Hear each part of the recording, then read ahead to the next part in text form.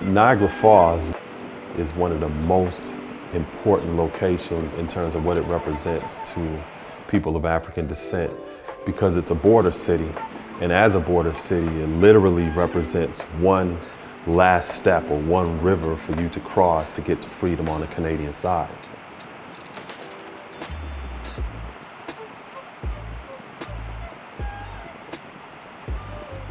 Well, my name is Saladin Allah. I am an educator, author, as well as a descendant of Josiah Henson, who is an Underground Railroad forerunner. A lot of my family went through the Underground Railroad and crossed over into Canada in 1830. So my family was gone out of this country for over 100 years until some of us actually returned. As a black man, I represent less than 2% of the teacher workforce in this entire country. So just by being in that space, I'm providing youth, not just children of African descent, but all children, an opportunity to have access to cultural enrichment that under other circumstances, they may never have access to. So we make sure that we teach about people within history who have done some extraordinary things. People of African descent, those who set foot here in America, there's always been a movement of resistance. So the Underground Railroad evolved from that resistance movement. And it took generations to create that network, but the network itself didn't become visible or popularized until you get into the 1800s, where now you have common people that start to realize that there's some mode of transportation that people are using that's below the perception of everyday people. So it became coined as an Underground Railroad. Niagara Falls, as a border city, represents one last river for you to cross along that journey from the south to the north when it comes to the Underground Railroad.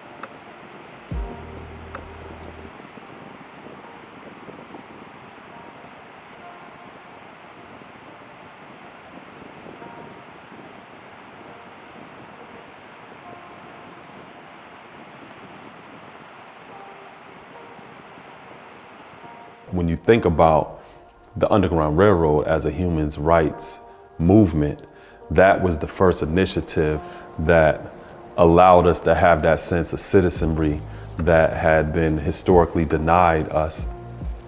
Without that movement initially, you wouldn't see the effects of other movements such as the Civil Rights Movement, such as the Black Power Movement.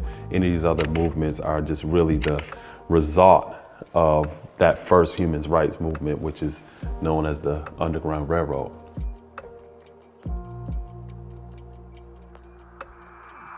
The beautiful thing about the location where I'm literally sitting right now is that in 1856 in December, Harriet Tubman crossed over to the Canadian side across the suspension bridge. So what you're seeing behind me is a replica of that suspension bridge because it once sat right outside of our Heritage Center.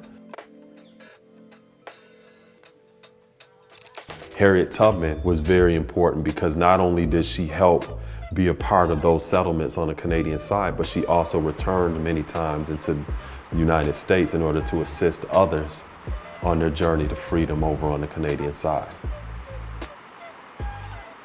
So all of the cultural heritage that we celebrate here in this area is a part of reinforcing our identity as a people, as well as our infinite potential to be self-determined.